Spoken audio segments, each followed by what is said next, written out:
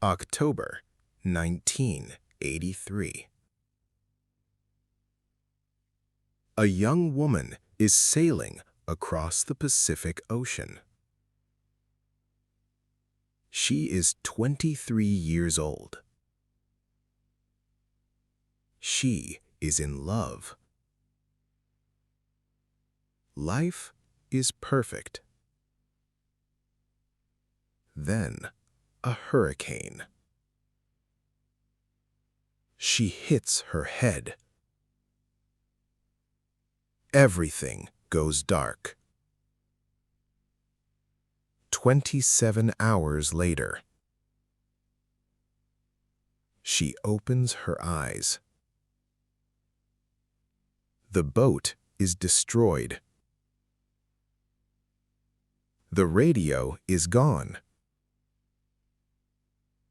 The masts are broken.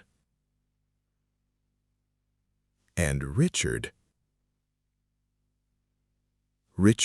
is gone.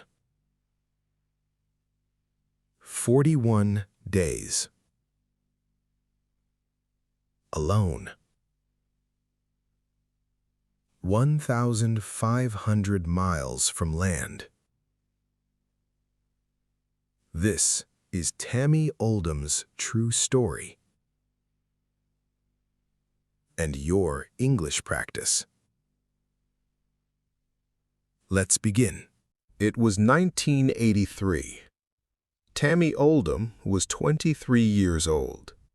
American, adventurous, in love with the sea. She had been sailing for 4 years. The ocean was her home.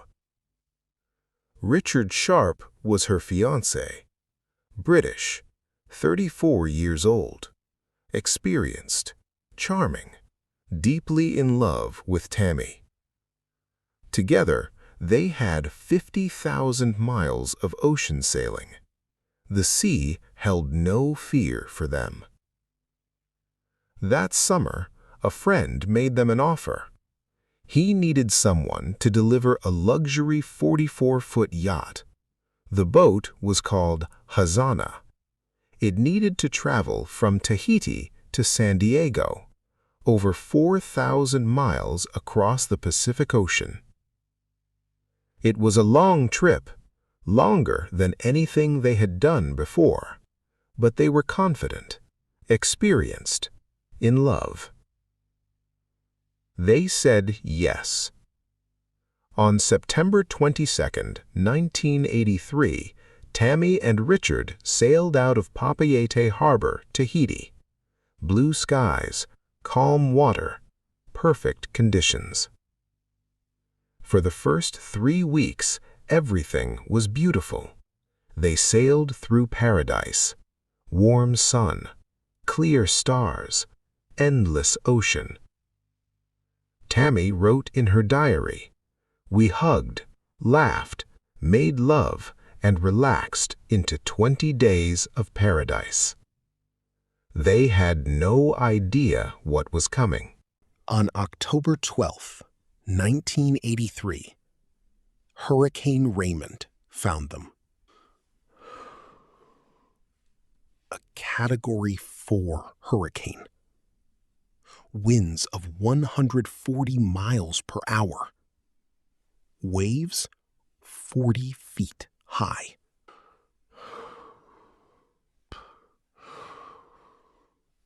"40-foot waves. That is taller than a 4-story building, crashing on a 44-foot boat."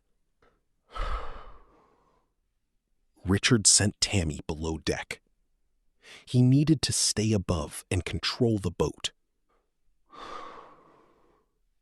Below deck, Tami worked desperately. She secured everything she could. She boarded up the windows. She held on. The wind screamed. The waves struck like walls of concrete. The boat pitched and rolled violently. Then she heard Richard shout 2 words. "Oh my God!" The yacht capsized. It flipped completely upside down. Tami was thrown against the cabin wall. Her head hit hard. Everything went black. She was unconscious for 27 hours. 1 full day, plus 3 hours. She felt nothing, heard nothing, knew nothing. Tami opened her eyes. The first thing she noticed was the sound. Silence, broken only by water. Water lapping inside the boat. She sat up slowly. Her head was bleeding, a deep cut on her forehead. She looked around. The cabin was half flooded. The masts had been broken completely off. The sails were dragging in the water outside. The radio was destroyed. The navigation system was gone. "Richard?" she called. Silence. "Richard!" She searched every corner of the damaged boat. She looked in the water outside. She screamed his name until her throat hurt. Richard was gone. His safety harness was dangling empty in the water. The force of the hurricane had taken him. Tami sat in the flooded cabin. She was in the middle of the Pacific Ocean, 1,500 miles from the nearest land. No radio, no navigation, no masks. No one knew where she was. And the person she loved most in the world was gone. She later wrote, "I wanted to die. I had no reason to keep going. But something inside her refused." For 2 days, Tami could barely move. Grief and shock paralyzed her. She lay in the damaged cabin. The boat drifted aimlessly. But on the 3rd day, something changed. She sat up. She looked at the destruction around her. And she made a decision. Richard would want me to live, she thought. I will survive for him. She began to assess her situation. The boat was damaged, but it was still floating. That was the most important thing. It was still floating.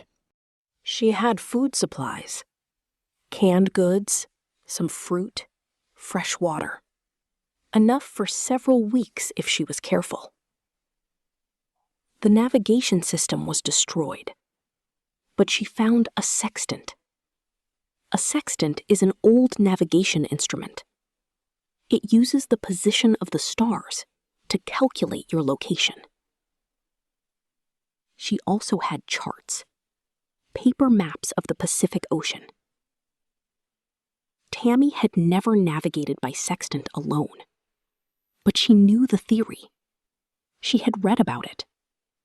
Now she would have to do it for real. She also needed to move the boat. Without masts, the sails were useless. But the engines still worked. She rationed her fuel carefully, using the engine only when necessary, drifting when she could, using a makeshift sail from whatever cloth she could find. her destination, Hilo, Hawaii, 1,500 miles away. Day by day, Tami sailed toward Hawaii. The sun was relentless. Without the masts for shade, the heat was brutal. She learned to work at night and rest during the day. The loneliness was almost physical. She talked to Richard out loud. She told him about her day. She told him what she was thinking. She told him she was coming home. Some days, the ocean was calm and beautiful. She watched dolphins swim alongside the boat. She saw flying fish leap from the water. She watched the stars appear at night and used them to navigate. Other days, smaller storms hit.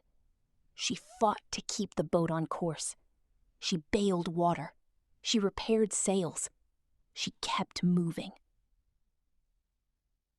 She caught rain in containers for fresh water. She rationed food carefully. Half a can of food each day, sometimes less. She lost weight rapidly. She grew weak. But she kept navigating. Every night she took readings with the sextant. Every morning she plotted her position on the chart. She was getting closer. Slowly, but closer. On the 41st day, she saw something on the horizon. Not ocean, not clouds. Land. The green hills of Hilo, Hawaii. Tami sailed into Hilo Harbor on November 24th, 1983. People on the dock stared. A young woman, alone, on a badly damaged yacht. Thin, sunburned, exhausted, but alive. She tied the boat to the dock.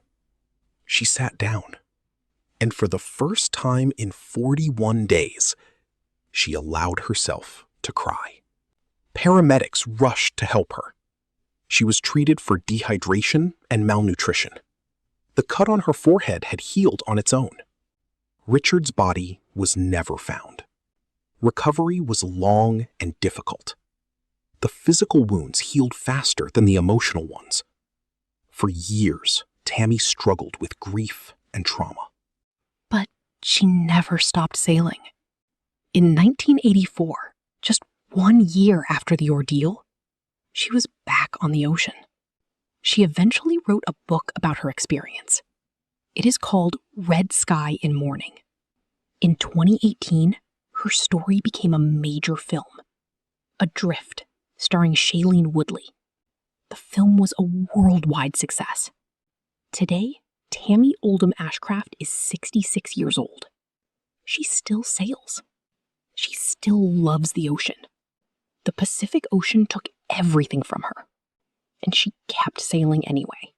Now, let's review 5 important words from Tami's story. Number 1, adrift. Floating on water with no control or direction. For 41 days, Tami was adrift in the Pacific Ocean. Number 2, capsize. When a boat turns upside down in water. The hurricane caused the yacht to capsize. Number 3, navigate. To plan and follow a route, especially at sea. She used the stars and a sextant to navigate. Number 4, ration. To limit the amount of something you use or eat. She rationed her food carefully to make it last. Number 5, trauma. a very difficult experience that causes lasting emotional pain. Recovery from the trauma took many years. And that is Tami Oldham's story. 41 days alone in the Pacific Ocean. Grief, fear, determination, and the love that kept her going. What do you think gave Tami the strength to survive? Tell me in the comments. If this video helped your English, please subscribe and turn on notifications. Next Tuesday, a new A2 level survival story. Thanks for watching, and keep learning. See you Tuesday.